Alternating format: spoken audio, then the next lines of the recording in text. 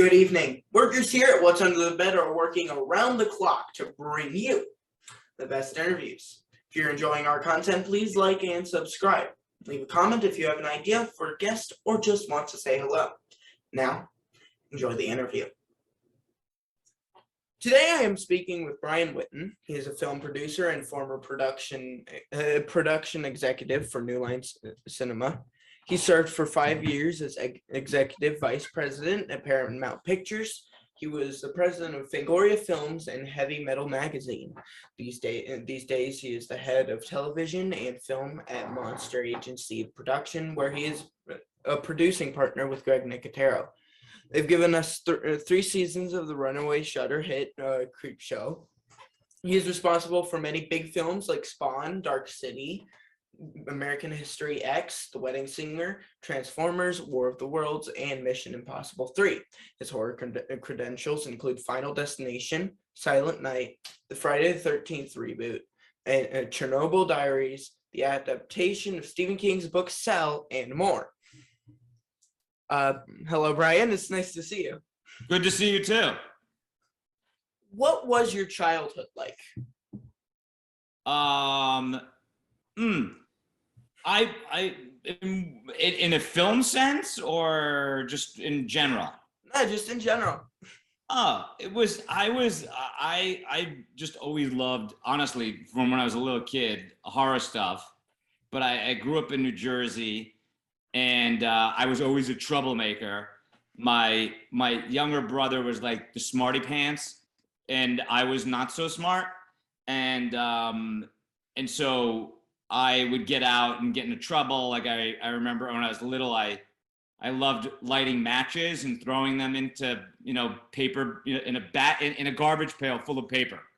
Like, that's not a good idea to do when I think I was probably like 7 or 8, but I thought it looked cool, the fire. So I just always got, into trouble. Whereas my brother was always smart and well behaved. So he would always lie to my parents, and then I would get in trouble. So that's how it all started. But before the influences of movie, what scared you the most? Did you have a fear of the dark or a monster under the bed? Oh, that's a good question. What scared me? Oh, maybe the dark, or fudge. I feel like there was something in the apartment that we lived in. Oh, I know, it was the basement, like going into a basement. Like if I had to go down into some dark place, I was always petrified. Or I'd hold my breath and run down into the basement like my grandmother's house or something and run back up because I was afraid there was something down there. So that probably was what got me. Many kids are introduced to horror through some ghost story or fairy tales. Was there a children's story that scared you when you were young? I hate to just say I don't think so, but I don't remember actually more of a kid's book. Nah, I can't think of any. I'll let you know if it pops into my mind while we continue, but. Was there ever a children's movie that scared you, like The Flying Monkeys and Wizard of Oz, or The Owl and Secret of Nim? Oh yeah, The Flying Monkeys. It bothered me when I was little. Oh my God, Oh, now I remember. See, now I remember. It wasn't a kid's book, but it was Bigfoot. I was so scared of. There was some movie made when I was like 10 or something about Bigfoot, and these guys. I forgot what it was called, but they were out camping, and then Bigfoot was like howling and all around in the surround in the movie theater, and it scared the hell out of me. And I remember having to go sleep in my parents' bedroom, and yeah, it was. Oh, and did you ever see War of the Gargantuans? I have not. I've heard of the name, but I haven't. It's an old like Toho movie, one of those big monsters, and there's like a green monster and a brown one, and the green one's good and the brown one's bad. And they're big and they're, like guys in suits. But there's these sequences where they're chasing people and then the people run into like a stadium or a subway underground into like a subway, and the monster's grabbing underneath trying to get the people, and it scared the hell out of me. Yeah, and I'd always run. I'd have nightmares and run into my parents' bedroom, and then they were like, "You can't watch those horror movies anymore." What was the first horror movie you remember having a real effect on you? The first one would, the first one that comes to mind is in what was it called? Oh, schnooks. Well, the Saucer Man. It was I forgot what it was, but I remember this girl and boy are on a date. It was some black and white movie, and watched it on like in New Jersey. There was not after school, but like some horror thing where each day they'd have a horror movie, and it had this, and then they were on the date, so the shot was over the shoulder, looking out, and the two people are here, and this crawling, decrepit hand comes up with nails and gets them and scared the hell out of me. And the Blob, the original Blob, was my favorite. Way back. So. Yeah, same actually. And then of course, my first. Was it? Yeah. The original one? Yeah, the original with Steve McQueen. Right on. And Jaws. I mean, even though I still came out in 75. I was 10, and that movie, like, I'm way older now, and I'm afraid of water. I remember I went water skiing with my kids a couple of years ago, and I'm in a lake, so I know there's no sharks in the lake. And I'm sitting there, I jump in the water, and the boat starts going away, and I'm holding the rope, waiting. And I'm just looking down, floating in the water, and I'm like, oh my God, I'm picturing the big mouth of the shark coming up at me, and logically, it makes no sense because there's no sharks in lakes in the US. Did your parents have any restrictions on what you were allowed to watch? No, they literally had. Your dad's there, but they had no idea what I was doing. I mean, I remember back when I was a kid, you could go to the library and rent a Super 8 projector, and they had Super 8 movies you could rent. So I would get like Frankenstein, Creature from the Black Lagoon, and Godzilla, and all these classic movies, The Blob. And my buddy would come over and would have a sleepover. I don't know how old I was, like 8 or something, 9. And they had no idea what I was watching. My mom took me to the library and didn't care. I heard your father brought you to see Alien in the theater when you were 14. What were you like as a teenager? As a teenager, I was dorky. I loved comic books and things that were not cool. I would try sports and was kind of inept at it. But I loved comic books and movies. And so I remember when my dad took us to see Jaws, Alien. It was, became one of my favorite movies. And I remember arguing with my friends that I liked at the time Alien better than Star Wars, because Alien scared me and Star Wars, is some adventure movie, which of course, it's a classic and I love it. But and I was fortunate in junior high and in high school, we had a film class and we would make movies on Super 8. And so I would always make, of course, horror stuff. And it would be like my friend stalking my brother and his friend with a knife and through the house and then killing them.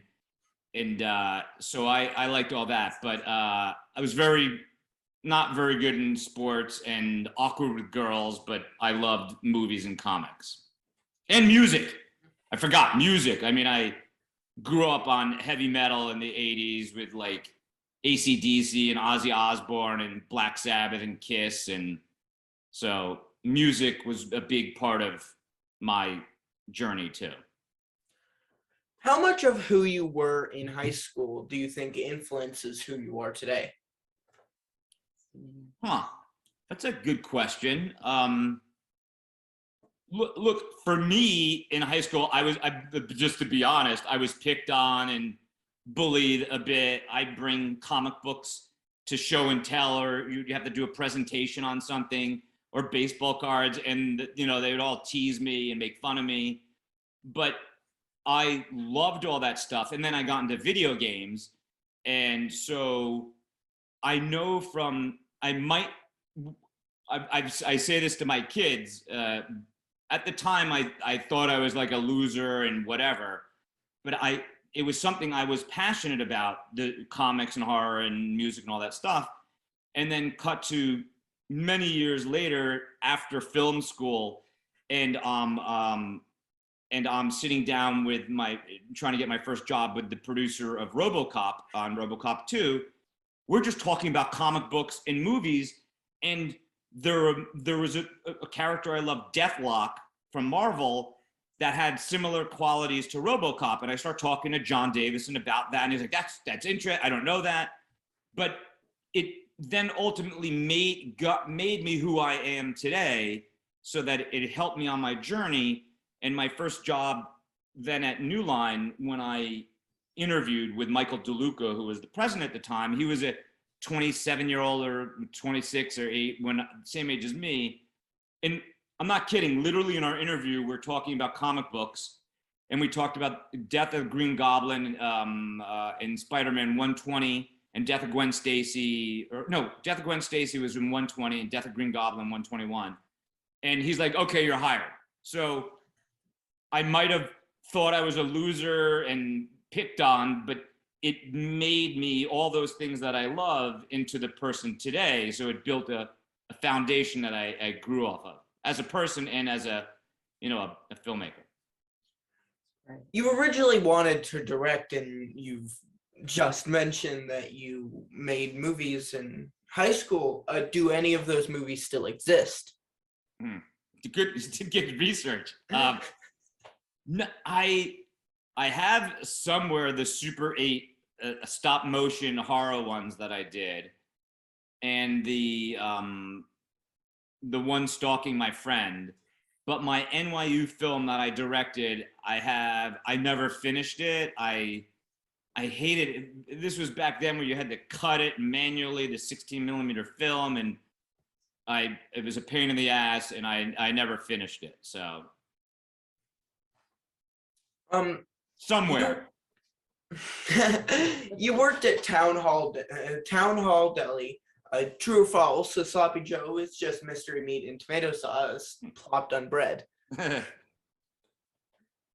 Wait, what was that? True or false? No, it's not. It's an amazing sandwich. Like it's like I don't know how you describe it, but it's 3 layers of bread sliced really thin, and then meat on one layer, and then cheese and coleslaw and Russian dressing, and then same thing on the top, and you put it together, so it's like a big sandwich, and it's amazing. Nothing like the sloppy Joe. And I'll tell you a funny antidote was one of my other earlier jobs when I was Joel Silver's assistant. He grew up in New Jersey. He went to the same high school as me. His mom wrote for the New York Times and wrote an article about the Town Hall Deli. He used to get sandwiches at the Town Hall Deli. And because I used to work at the Town Hall Deli, I would get the Town Hall Deli to FedEx us Sloppy Joes because Joel loved them. So based on my research, there was also cow tongues in them. Oh. Does a proper Sloppy Joe have to have cow tongues, or can you substitute another meat and still call it a Sloppy Joe? You could. It's disgusting. You could put whatever you could pick whatever meats you want: turkey, ham, salami, roast beef. Doesn't matter.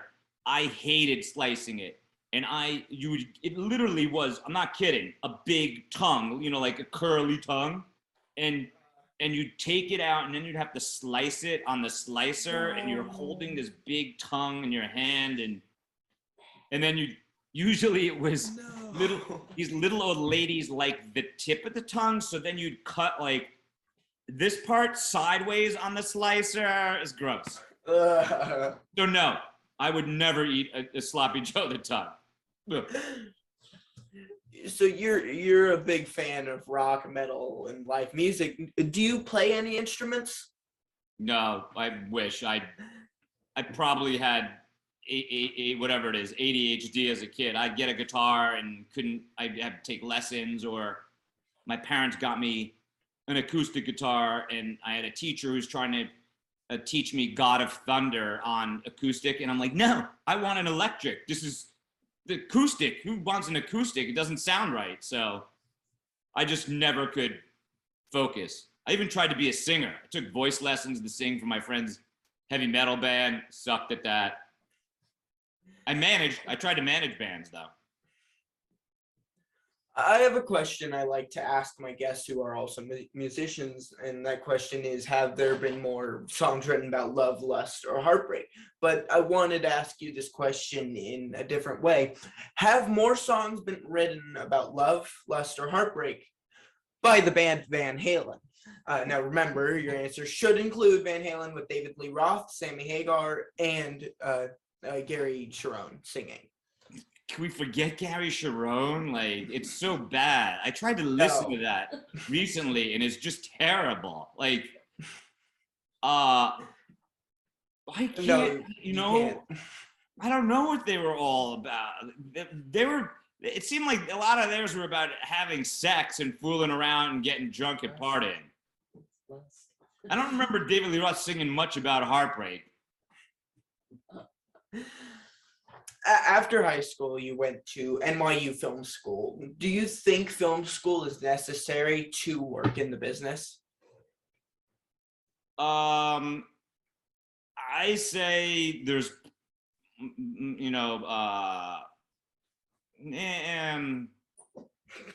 positives and negatives, I guess. I don't think it's essential. I think, when I went to NYU, I wanted to be the what Stephen King did for books and horror movies. Because at the time, there was maybe John Carpenter, but like The Thing, we all love it now and cherish it, but it was a box office failure in its day and age. And there weren't really, horror wasn't what it is now. And so I wanted to go to NYU to be a director and do horror. And when I got to NYU, they all wanted to do like artsy movies about a flower that realizes it's really a soul of a boy and it's trapped in its soul, and the flowers are really symbolic of whatever. I'm making this up. No one had that dumb idea, but they all, like, I remember I wrote an adaptation of A Telltale Heart, and the class was like, well, what is it about? I go, well, it's a horror movie about this, based on an Edgar Allan Poe story about a kid who loses his mind over fixating on this old man's drippy kind of pussy eye, because he's a little psychotic anyway, the kid. And this class didn't like it, and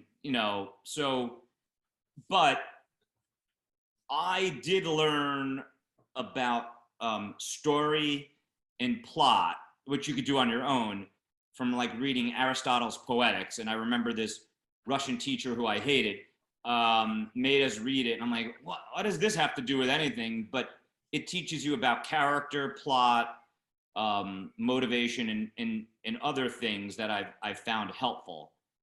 But it's a long-winded answer, but I don't, I've friends in the family or people, I don't think it's essential to go to film school. I think you could get an education after you go somewhere, or there you could study other things, but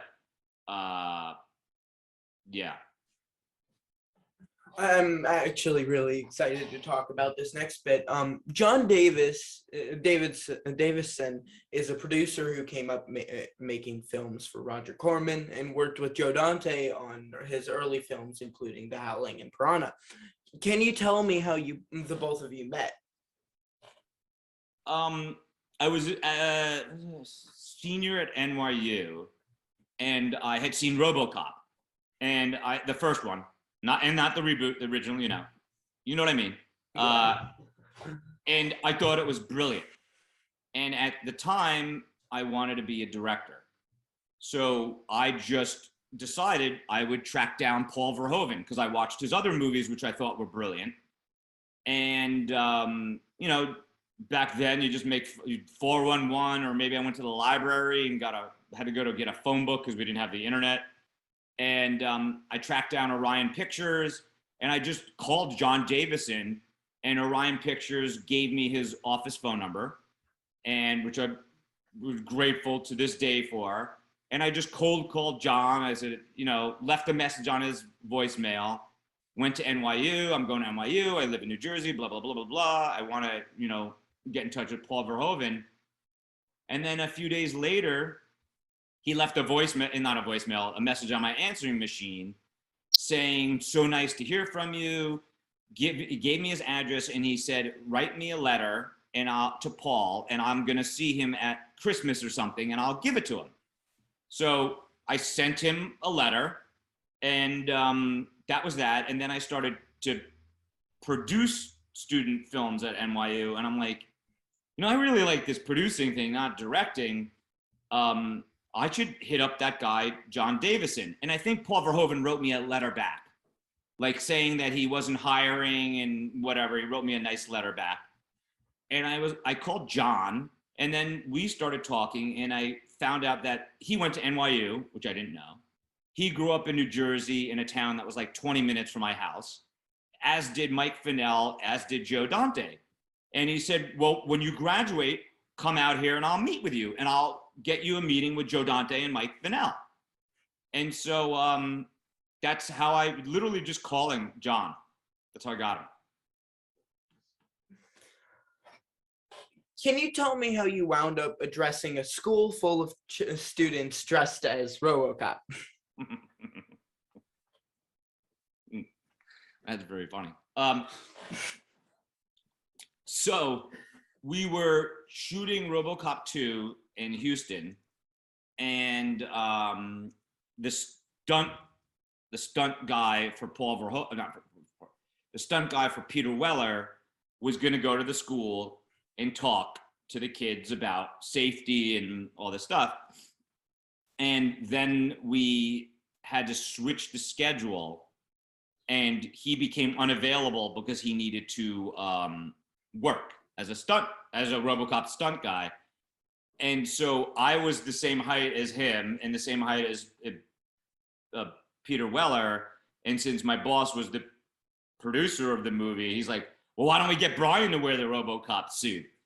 And so they, put me into that Robocop suit, and then I went in front of the kids at that school and talked about safety. You worked for Joel Silver, which you earlier mentioned, and Michael Levy for 5 years after this. Will you share one swimming with the sharks story you experienced working with Silver Production? I'll share one. There's many, but I think, well, it's not that funny. Well, it is kind of funny to me. One of my best ones was, so Michael, who I worked for, ran Joel's company, who was a brilliant guy, but he was a bit little loopy. And he was very territorial, and I was his assistant. So Michael and I went to the set of Lethal Weapon 3, and Joel was in his trailer, and Dan, his other assistant, was hanging out outside. And Michael went off to go do something on the set, maybe to go see Mel Gibson about something, whatever. So I'm just hanging out by the trailer, and then Joel tells me to come into the trailer with him and Dan. So I go into the trailer, and so Dan and Joel and I don't remember what we were talking about. And then we're done, and I come out, and Michael's sitting in my car, which was this small Acura Integra, and he's furious that I was in there with Joel and not waiting for him. So I get in the car, and we're driving in this little car, and he's this big lurch kind of guy, like from the original Addams Family, and so he's squeezing in my car. So he then starts screaming at me about the night before we had the premiere of Ricochet. And so you're, as an assistant, you get a list of people you invite, because Joel would have a party that night. And in order to keep it so that people don't find out about it, you do it the day of. So you call people. So I called Michael's construction guy who was building his house. And I left a message, and the guy never called me back to get the info. So like, it's my friggin' fault the guy didn't call back? No, I had to go on, call other people. So in any case, we're in the car, and then Michael starts screaming at me that this guy, John, had called him and was mad that he didn't go to the party, and he's screaming. So imagine I'm driving my little car. He's literally here, and spit, I'm not making this up, like spit is flying at me, and he's screaming. And I'm like, this is fucking insane. Then I start yelling at him. I'm like, you're crazy. I'm not putting up with this. And we're going through this major intersection in Burbank, like 3, 4, I don't know what it was. I slam on my brakes. The car, the shoulder, rest, the lock, what do you call it? The seatbelt. Yeah, the seatbelt. Thank you. And the car skids out, and we go, ah! And he's like, what are you doing? I go, get the fuck out of my car. I've had enough of you. And he's like, keep going, keep going. And he's screaming and screaming at me to keep driving. So I take a deep breath, and cars are like blowing their horns. And I keep driving, and I go, I'm not going to put up with this. I'm not going to put up with this. Something's going to be done. And then he starts going, what are you going to do? Sue me? You're going to sue me? And I'm like, this is not fair. And I just kept driving, and we went to his house, and he had to go get some stuff.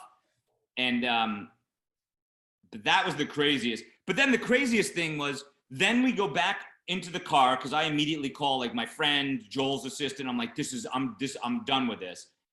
And then I get in the car to drive him we're going back to Warner Brothers, which was down the street. And then he's just like chitty chatty, like, hey, how's it going, Dax? What's going, so let's go to the office, and I'll buy you dinner, like he was crazy. It was around this time you met Rob Liefeld at Image Comics. We have what we tried to get all your comics that you wrote. Right on. Just, you guys are good. We have a lot. Right on. Can you tell me how you wound up writing comics for Rob Liefeld? And was this before he left Image? Right. When I worked for Joel, even though you're an assistant, it was a creative community. So even though you're an assistant and you have to do the assistant stuff, if you had good ideas or something, Joel was open to them. And in this particular case, I was a comic book guy, as I mentioned to you, and Rob Liefeld was the hottest comic book writer, creator in the world at the time. Spike Lee had done a commercial with him in it for Levi's. He was on Good Morning America, the Today Show, and he was like, I don't remember how old it was, like 21, 22. And his comic books were selling millions of copies a month, and he himself was making millions of dollars a month. And so he was going out with properties, and I knew about it from his assistant, whatever, and told Joel we have to meet with him. And it so happened that Rob's lawyer was also Sylvester Stallone's lawyer, maybe Arnold Schwarzenegger's lawyer. Like, he had the biggest law firm ever representing him, and CAA, who represented all the big actors. So Joel's like, yes, we got to meet him. And we met with Rob to try to find some properties to do. That never panned out, but we became friends. And then when I ultimately left Joel, I'm trying to remember how it happened. Oh, Rob, then we had become friends, and he said, well, why don't you run my film company, and we'll do movies and TV stuff together. I'm so busy doing artwork and doing comic books. I need someone like you to go out there and do things, because I don't have the bandwidth. And so he paid me a nominal amount of money to do the movie stuff, but because that was coming out of his pocket, he said, well, to get you more money, why don't you write comic books? And that's how I'll subsidize your salary, is writing comic books. And he said, would you want to do that? I'm like, fuck yeah, I want to write comic books. That would be the greatest. Like, as a kid, as I told you before, like being, picked on for liking comics, to now go write them. And so then Rob would let me write comic books, and that's how it became. And then I just kept trying to do different comic books with Rob.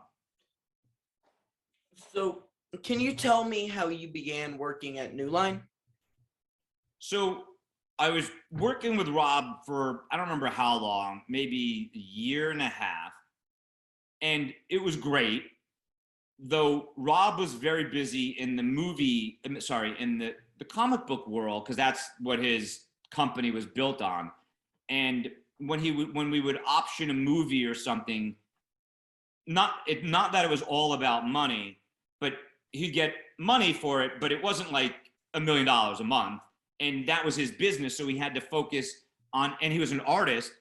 And so it became difficult to try to keep moving things forward when he ran his own company, and the movie business was so slow anyway. Like, even if you sold something to a studio, it could take 6 months to get the deal done before you even do anything. So as you would imagine, if you're a business person, your time is not well spent in the movie stuff if you're building this company. So I still was doing my comics and setting up stuff with Rob, but it was getting a bit frustrating because we couldn't get things going. And but I was loving it because it was great. And back when I worked, this is a little how I love things happen. But back when I worked for John Davison, we were doing Robocop 2, and there was a manager that had a client named Stephen Hopkins that he had directed one of the Friday the 13th movies, and now he's gone on to be a very prolific TV director. He does huge pilots, 24 and stuff. But in any case, he wanted to direct Robocop 2. And so I would answer John's phones, and I was always trying to help get Stephen in to meet with John and get a job, whatever. Never happened. But then when I got my job with Joel, ironically, that same guy, Lloyd Segan, who produced a lot of shows, but he did this Dead Zone series. He knew Joel because Stephen Hopkins was directing Predator 2. And so he helped get me in the door at Silver. So cut to, now I'm doing the Rob Liefeld stuff, and Lloyd is still a dear friend of mine.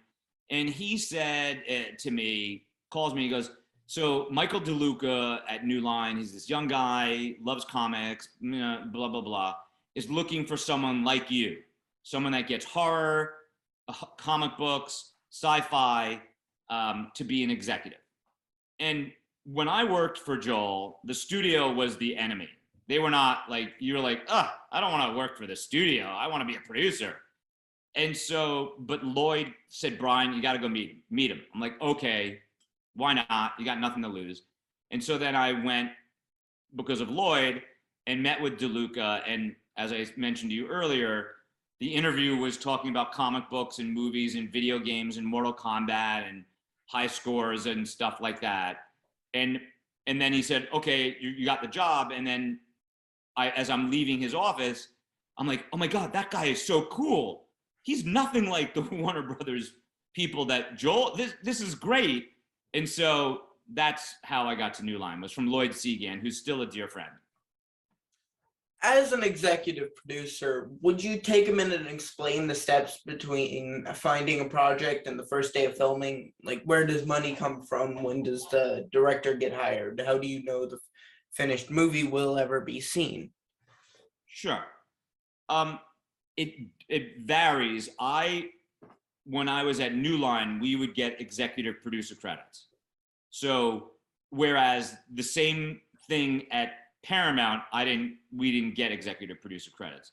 So I can speak to the New Line of the executive producer credits, is that as an executive, your job is to find material, however that is. If it's a comic book, an article, a remake, a pitch, whatever. But your job is to continually go and talk to people and find material, or maybe from your childhood you remember something. So like, I'll use an example of The Wedding Singer, which was the first big project I bought at New Line from inception. And that was, I had heard that Adam Sandler had just had this movie opening, Happy Gilmore, which if you haven't seen it is a classic, you should watch it. But I knew that they were going out with a new project. And so I kept calling the agent of the writer who was going to pitch the project with Adam, and Adam's agent, saying we wanted to hear his new project at New Line. And my boss, Michael DeLuca, who I've mentioned to you already, was already a big Adam Sandler fan and had wanted to make Happy Gilmore, but didn't get the deal done. Not that he didn't get it done, it didn't happen and went to Universal. So that was me bringing in the pitch, and then Adam came in with Tim Hurley, and they pitched us the story, and we loved the story, so we bought it in the room, and then we started to develop it. So in that case, we had a pitch. We then developed the pitch. So they would give me, I don't remember, we had a treatment. Maybe we had a treatment or maybe not. And maybe we just went right to script. I don't remember. And then they'd give you the draft of the script.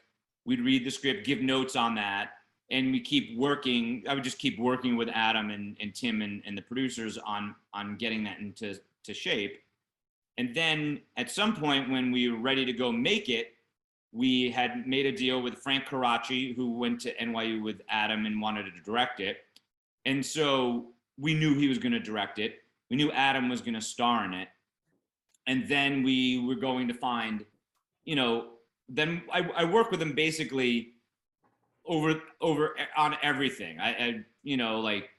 Then we had a deal with Drew Barrymore at New Line. We owed her money for a movie, and we said, well, Adam, why don't we get Drew to be in this? Like, imagine the little girl from E.T. who's now all grown up, and she could be great. And so they met and they had a love fest, and she obviously did the movie. But then once you start casting it, you have input and give you advice on if you like someone for whatever role or whatever. And then once you start shooting, you get dailies, which are the raw footage of what was shot on the day of filming. And maybe you give notes or not and just say they were great. And then you ultimately get to the point of seeing the cut of the movie together, and you give input or notes or have ideas. There are a couple of jokes and things in the movie that were my idea that Sandler and everyone liked. So everyone contributes. And we basically oversee the movie from beginning to end. And even through marketing, I would be in marketing meetings and things like that. Now that's where I could go on and on, but that's where it's at New Line. Independently, and New Line obviously has their own money, but when I did something like Cell or Chernobyl Diaries, which those were different because they were ideas or properties, then you have to go find money. So in Chernobyl Diaries, I was partners with Oren Peli, who did Paranormal Activity, and we went to his agents and said, we wrote this treatment. They said, that's great. How much do you need to make it? They went to some places that finance stuff. We found the money we needed to make it. And then we began the process, which I just described to you again. Dark City was one of the films you produced with New Line. I love that film. Is there any truth to the rumors David Letterman may have had a role? That's so funny. No, that's it. Good research, man. You guys, so Dark City was originally at 20th Century Fox, and they wanted Proyas to make it with I don't remember at the time who the big stars were. Maybe it was like a Matt Damon, but like some known actor. And Proyas always felt like if we cast a known actor in that lead role, that then you're going to already gravitate towards them into this weird world because we know it's Matt Damon. And so his idea was, we need to hire someone that's great for the role, but that doesn't have a persona, so that you, like him, feel more alienated in that world. And so when we got the project from 20th Century Fox, we had what was called a turnaround agreement with Fox, where we had to come up with a laundry list of names for Alex that we would cast, and also ones that we wouldn't cast for Fox, right? So he couldn't come to New Line and go, oh, now I want Matt Damon, because that wouldn't be fair. And so on this laundry list of names that we agreed to make the movie with, David Letterman's name was on. I totally forgot about that. That was a good one. Are there any set stories you can share about Richard O'Brien?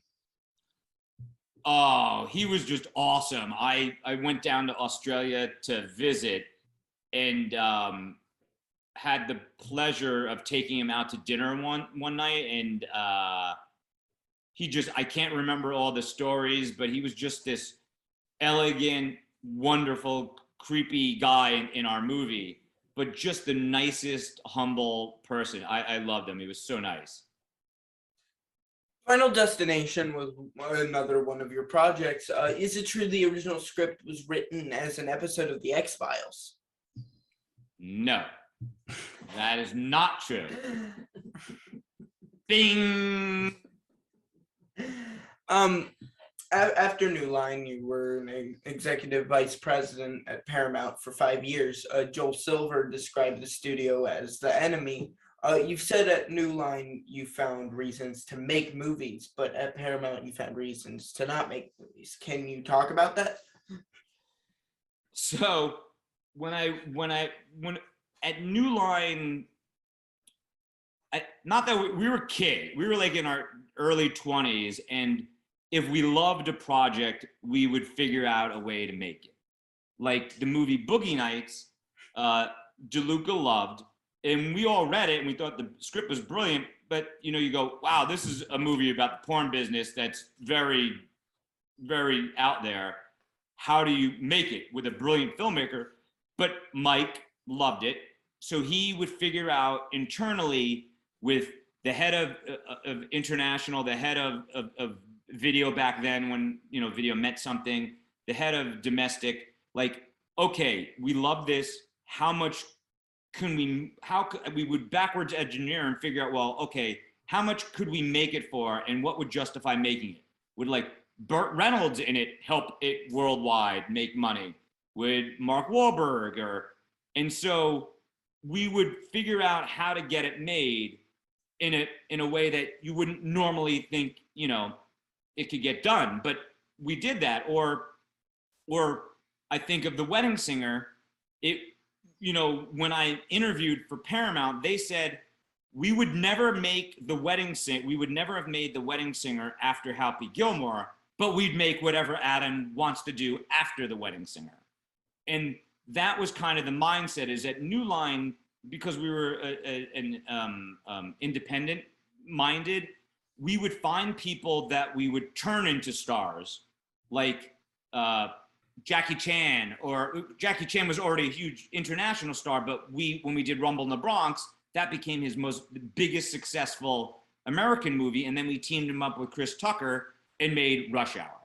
So that's what we were doing at New Line, is putting together things more entrepreneurial, whereas at Paramount, they're this massive machine and they need to feed the machine. And so when I would at times have my New Line mindset and go, like, I remember specifically, I had that movie, The Ring. I don't know, did you ever see the original Ring? The original. The US one. Okay, yeah, I've seen it. Because the original is Ringu. Right. I was like, are you talking about the Japanese one? The Japanese one, both. But so the Japanese one, I knew Roy Lee. He had the rights, and I had an opportunity for us to develop it and make it at Paramount.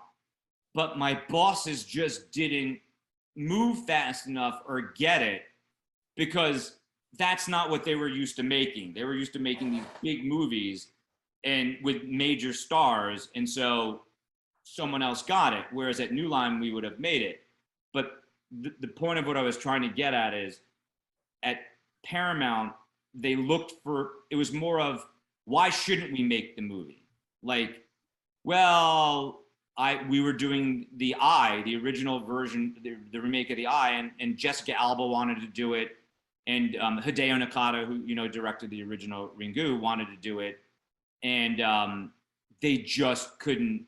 They were like, no, we need to get Scarlett Johansson, and you're like, no, that's not what this movie calls for. You get people go to the genre movie because of the genre, the movie, not necessarily the star. And so it was a bit frustrating to try to make those kind of movies.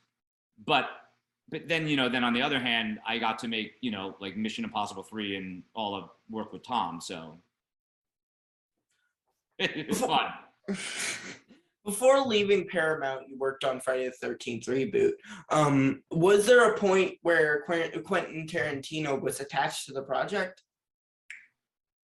Well, when I was at Paramount, before I left Paramount, I was trying to reboot the original, which, as you know, there's no mask. There's no Jason. It's the mom that's killing the kids at the Camp Crystal Lake. And so I found out that we actually had the rights to do that, based on whatever the rights was. As long as we didn't use the Jason mask, we could remake the original. And then we decided around that same time. I then, because I worked at New Line, hit up Toby Emmerich, who was running New Line at the time. And I think we wanted to get clarity on something. And lo and behold, he said, oh, I know what it was. We needed to get New Line to just waive something.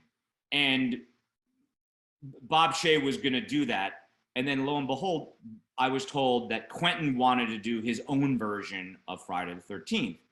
And I was told that Quentin's version would incorporate footage from Paramount-owned movies. And so we were gonna then swap rights, right? We were gonna let them use our footage. When I was at Paramount, they were gonna let us use whatever the rights they had for Friday the 13th, and we were gonna go forward. And then the regimes changed at Paramount, and they had no interest in making a reboot of Friday the 13th. And so then, when I left Paramount, the first person I went to was Toby Emmerich and said, let's go reboot Friday the 13th. So, but there was a notion, my understanding was Quentin wanted to do his version of it. I don't usually like to ask my guests about other people during their interview, but would you tell me your wife's connection with the Smashing Pumpkins video in 1979? You even know that. So Lauren, we're engaged, we're gonna get married soon. But when she was 14, I guess her and her friends were playing somewhere. I forgot where. She told me in California, and a casting director came up to her and said, hey, there's this band, the Smashing Pumpkins. They're doing a video and they're looking for kids that kind of are friends, that have hang out together. Would you want to do that? And, they wanted to see her mom and talk to her mom. And so her mom said, sure. And mom went. And so she then became, got into the Smashing Pumpkins video, the first one, and then the sequel years later. You produced the Stephen King adaptation of Cell with Sam Jackson. Do you prefer fast zombies or slow zombies? I kind of like the slow zombie. Like, they both have their merits, I think, but I look at like all the George Romero stuff that I love, or 28 Weeks Later, or Days, I can't remember the name, but I think it's both. I think there's two movies. The sequel, right? Yeah. But I did also like Zack Snyder's movie too. So and for what it was worth, what do you call it? World War Z, I thought. World War Z, yeah. So I go either way, whichever is the better movie, whatever movie works as its total. You were president at Heavy Metal magazine for 6 years. True or false, the zombies in the 1981 movie Heavy Metal were terrifying? They were really creepy, right? Yeah, they really were. I love that. Did you saw the movie, I guess? I saw the scene. I saw the scene. But it was creepy. Yeah, it was really creepy. I liked it a lot. You are currently the producing partner with Greg Nicotero and head of television and film at Monster Agency Productions. How did you and Greg Nicotero come to be partners? Well, it goes a bit back to New Line. When I was doing Spawn, K&B, Greg started in the makeup effects world. And so I knew him from Spawn because I was the executive on that movie. And then when I left Paramount, there was a little movie that Adam Sandler's brother, Scott Sandler, wrote called The Shortcut, which is about some kids that go down some shortcut and bad things happen, and it takes place in 2 different periods of time. And so when we were looking for directors, I was like, oh, we should get Greg Nicotero because he was at the same agency as Adam Sandler, and he was doing second unit on horror movies. And so Greg read the script and liked it. And then we had a creative meeting with Scott Sandler and other people. And we went in another direction with someone that had worked in the Sandler camp before. So I knew him from that point, but I had been, up until working with him, just doing, as you've mentioned, independent movies like Cell and Chernobyl Diaries, and setting up things like Mama I set up at Universal. But doing the independent thing, when you have a family, it was a little difficult, and I was getting tired of just trying to do it all on my own. And I like being part of a company. And also I started to, when I was with Heavy Metal, set up a couple of TV shows and thought, look, this TV stuff is great. Like, you could tell your tale in a longer manner instead of just 2 hours or 2.5 hours. You could tell it over a season, over a limited series, over multiple years. And so one of my friends at WME hit me up and he said, hey, Greg, you know Greg Nicotero? He just made this overall deal at AMC. He does The Walking Dead and da-da-da. He's looking for someone to run his company. Is that of interest? And I immediately responded to him. I said, Greg Nicotero? Oh my God, fuck yeah. I know him. He's great. Yes. And so what's funny is he literally forwarded that to Greg's agent. And then Greg's agent forwarded to my friend. Greg's response was like, Witten would work with me? Yes, absolutely. Let's meet. And so, I went and met with him up at K&B, and that was that. Is there any update on your remake of The Blob? No, I mean, unfortunately, my buddy who we were doing it with, Richard Saperstein, we lost the rights to The Blob. And I don't know who's going to do it now. I'm sure someone will. We unfortunately just couldn't get it together. Aw, that's sad. It's so, I know it sounds silly, but it's really, it's a tough one to crack because it's, the premise, right? Like, yeah. And we had some amazing filmmakers. We had James Wan was developing with us, Rob Zombie. Like, we just couldn't figure it out. Someone will do it, believe me. Yeah. Would you describe yourself as a sneakerhead?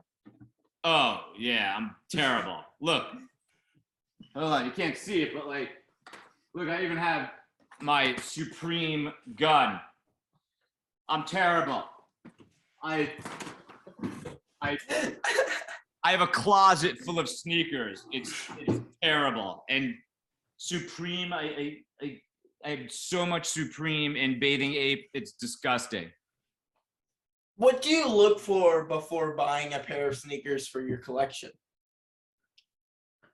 just something cool. Like I've now gotten into all of Kanye stuff, like particularly the V700, the 700 V2, because I was really into all the Air Force Ones before and the different versions of them. But when you're standing on set, Air Force Ones are like walking on wood. There's no cushion, there's nothing.